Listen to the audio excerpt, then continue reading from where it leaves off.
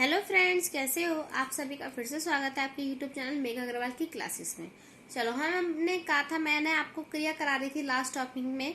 ठीक है, last class में मैंने आपको क्या कराया था, क्रिया कराया था, जिसमें मैंने आपको कहा था कि बहुत बड़ी क्लास है जिसमें मैं आपको आधा आधा पार्ट करके इसको बताऊंगी। तो मैंने पहले क्रिया के बारे में आपको बता चुकी थी, क्रिया क्या होता है। ठीक है, क्रिया के दो भेद होते हैं, अकर्मक और सकर्मक क्रिया। अकर्मक जिस कर्म के बिना कर्म के साथ नहीं होता वो अकर्मक क्रिया, सकर्मक जो कर्म के साथ होता है। ठीक है, फिर सकर्मक क्रिया के फिर से मैंने तीन भेद कराए थे, एक कर्मक, द्विकर्मक और अपूर्ण क्रिया। एक कर्मक जिसमें एक ही कर्म होता है, एक ही काम हो रहा होता है। द्विकर्मक जिसमें दो काम हो रहे होते हैं, जिसमें पहला काम जो हमारा होता है वो प्राणीवाचन होता है, दूसरा काम निर्जीव होता है। फिर अपूर्ण क्रिया कराया था जिसमें काम ना होने का पता चले। ठीक है, अपूर्ण क्रिया के अंदर फिर से मैंने दो भेद कराए थे आपको, जिसमें मैंने आपको क्या कराया था, अपूर्ण सकर्मक और अपूर्ण अकर्मक कराया था। सकर्मक में कर्म स्पष्ट नहीं होता और अकर्मक में कर्ता स्पष्ट नहीं होता। ठीक है, यहाँ तक मैंने आपको कराया था। फिर मैंने आपको कराया था कि संरचना या प्रयोग के आधार पर 11 क्रिया के भेद होते हैं। अब मैंने आपको कहा था कि इनको अब क्लास में मैं आपको डिटेल में ये कराऊंगी कि क्या क्या होते हैं। ठीक है, स्टार्ट करते हैं। सबसे पहला है हमारा सामान्य क्रिया। सामान्य क्रिया क्या होती है, जब किसी वाक्य में एक ही क्रिया का प्रयोग हुआ हो।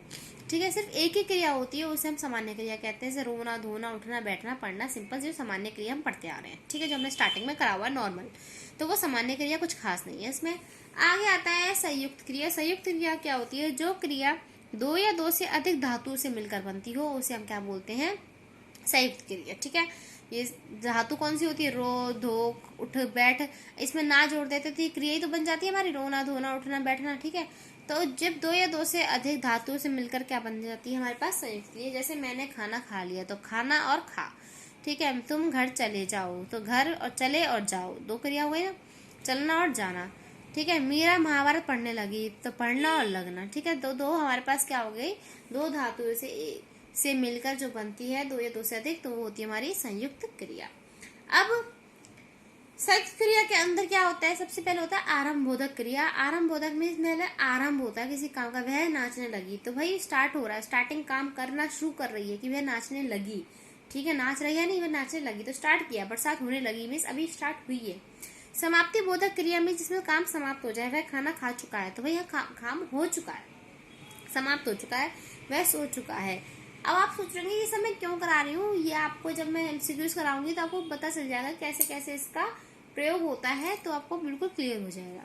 अगला आता है अवकाश बोधक क्रिया, जहाँ पे यदि किसी क्रिया को निष्पन्न करने के लिए अवकाश का बोध कराया जाए, भाई इसमें निष्पन्न करने के लिए, पूरा करने के लिए किसी अवकाश का बोध कराया जाए, उसे अवकाश बोधक क्रिया कहते हैं। जैसे वह बहुत मुश्किल से सोया है, जागने ना पाए।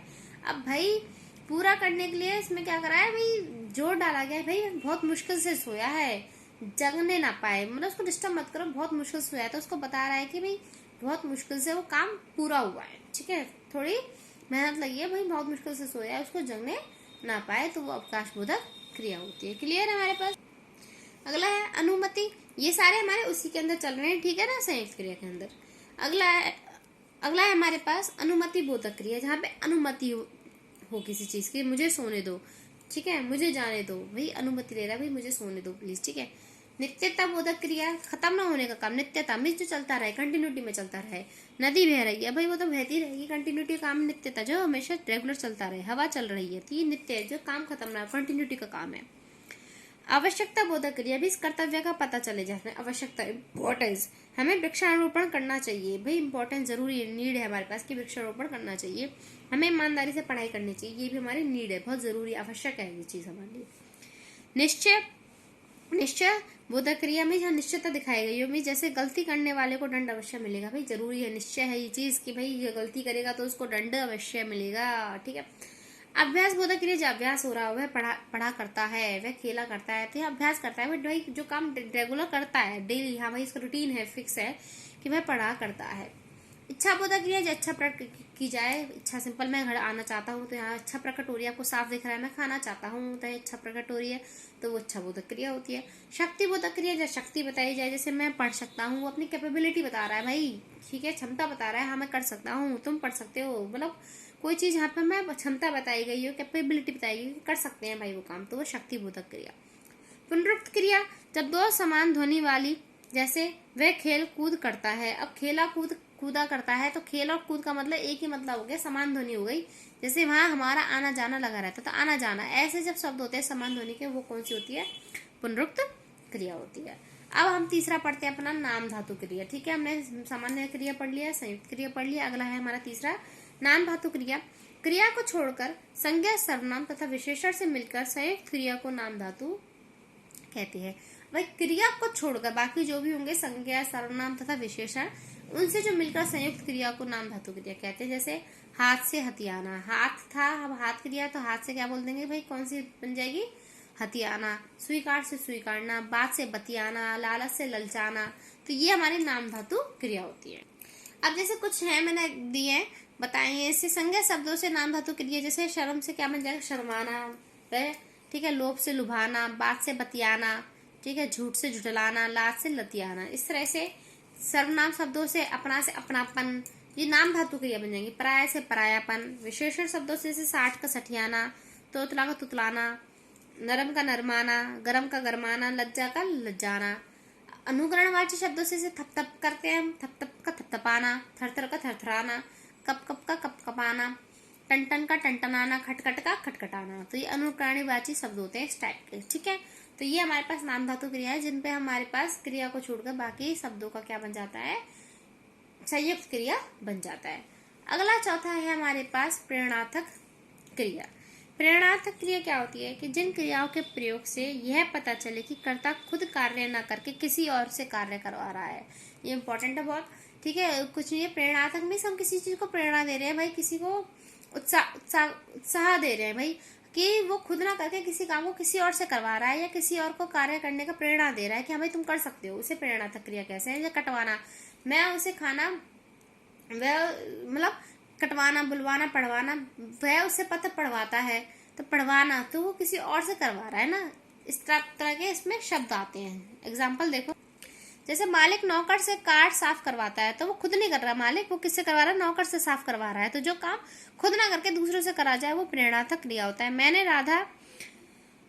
राधा से खत लिखवाया, ये गलत हो गया, मैंने राधा से खत लिखवाया, उसने खुद नहीं लिखा, उसने किससे लिखवाया? राधा से लिखवाया है। तो वो खुद ना करके जो दूसरा काम करे वो प्रेरणार्थक क्रिया होता है। अब प्रेरणार्थक में भी दो चीज होती है, प्रथम प्रेरणार्थक और द्वितीय प्रेरणार्थक।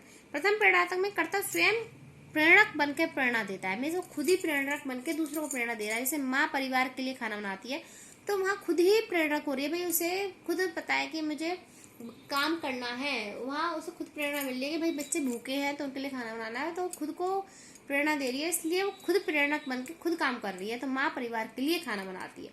जोकर सर्कस में खेल दिखाता है, वही वो प्रेरक हुआ कि हाँ भाई मुझे काम करना है, तो जोकर सर्कस में खेल दिखा रहा है। अब द्वितीय प्रेरणार्थक में क्या होता है? करता दूसरों से काम करवाता। वही चीज, माँ पुत्री से भोजन बनाती, तो माँ खुद ना बना के किसे बनवा रही है?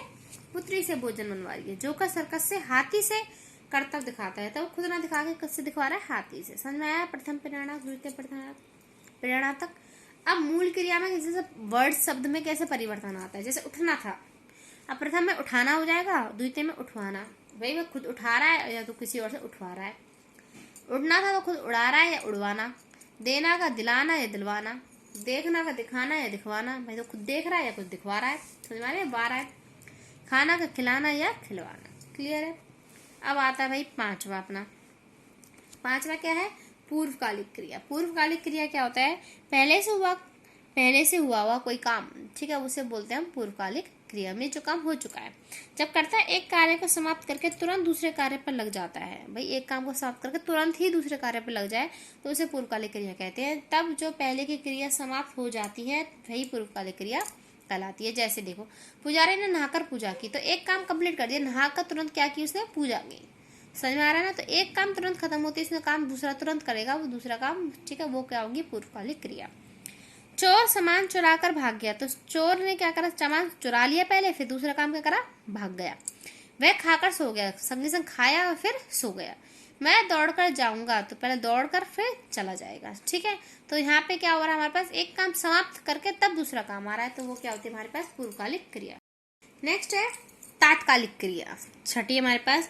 यह भी पूर्वकालिक की तरह ही होती है, पर अंतर बस इतना है कि पूर्वकालिक में समय का अंतर होता है और इसमें कर्म का।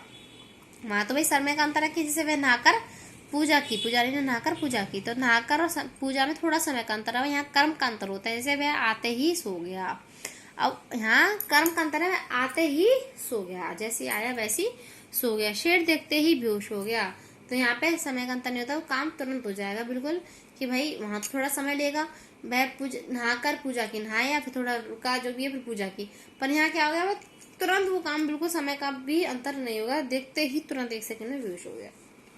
अगला क्या है हमारे पास, कृदंत क्रिया। कृत प्रत्यय को जोड़कर, मैंने आपको कृदंत के बारे में बताया है, कृत प्रत्यय कराया है, प्रत्यय की वीडियो देखना आपको, ठीक है। कृदंत प्रत्यय भी कराए हैं, तो कृत प्रत्यय को जोड़कर वो हमारे पास कृदंत क्रिया होती है, जैसे चलता, भागता, दौड़ता, ता, जो ता प्लस जुड़ता है प्रत्यय में, कृदंत में कराया था मैंने आपको, वो वीडियो जरूर देखना। तो हंसता आदि, ये सब हमारे क्या होते हैं, कृदंत क्रिया होते हैं। अगला है हमारे पास यौगिक क्रिया। जिन वाक्यों में 2 क्रियाओं एक साथ आती हैं और दोनों मिलकर मुख्य क्रिया का काम करती हैं, उसे हम यौगिक क्रिया कहते हैं। जैसे वह सामान रखकर गया, तो यहाँ कर्म क्या हो गया हमारे पास, सामान, तो ठीक है, तो यहाँ मुख्य काम कर रहा है, वह सामान रखकर चला गया।